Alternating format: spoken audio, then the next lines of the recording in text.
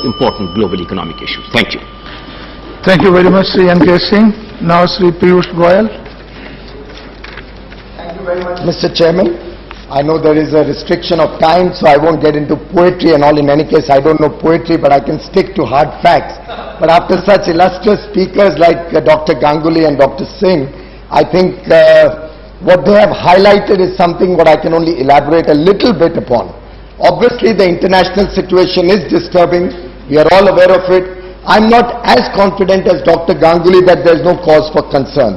I think we may have a strong domestic market, but the way the economy has been managed, especially in terms of infrastructure development growth, in terms of rising interest rates, I think we need to have a review of our entire policy to tackle the problems before the nation. And as Dr. Singh said, I think the inflationary pressures on the economy are not going to be handled only by monetary policy. We'll have to attack the supply side problems, and only when we can flood the market with adequate goods and services is when the inflation can be brought under control. We need to have lower interest rates to spur investment in infrastructure. We need to have lower interest rates to spur investment in housing. Growing needs of the people will have to be met by larger credit at lower rates.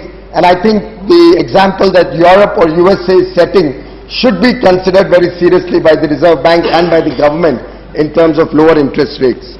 In terms of reform, I think it's not only a question of opening up to FDI. That's become the mantra of this government. I think we need to internalize reform. We need to see some more action on administrative reform. We need to see the government not only set up commissions to come up with procurement policy or to come up with policies of how to deal with national resources, but we need to see action on the ground. It's high time we don't have to hear once again the senior leaders of the Treasury benches citing their late leader that 85% of the money of the government is squandered away and lost in the system. I think the government needs to address that problem. That is the solution to the rising deficits. That is the solution to the country's problems. We have public procurement which goes over, I think, $300 billion. It's time we looked at that seriously. We have had committee reports coming out on public procurement. The government should act quickly on that and come up with a program which the states and the center can adopt and bring down the leakages in the system. In the same vein, there's talk about the auction of scarce natural resources.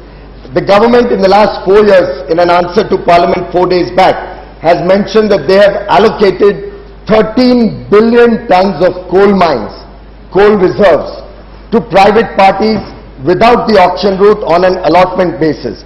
I would urge the government to reconsider all those allotments, reopen the files, see what were the considerations for those allotments, and get those allotments on the track of auction. Maybe the e-auction route that was used for the 3G spectrum can be used for these coal blocks and other mineral resources, additional spectrum that's available with the government land.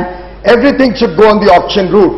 And just the coal mines alone, looking at international prices, can fetch this government upward of $100 billion if they were to follow the auction route and cancel all these coal mine allocations.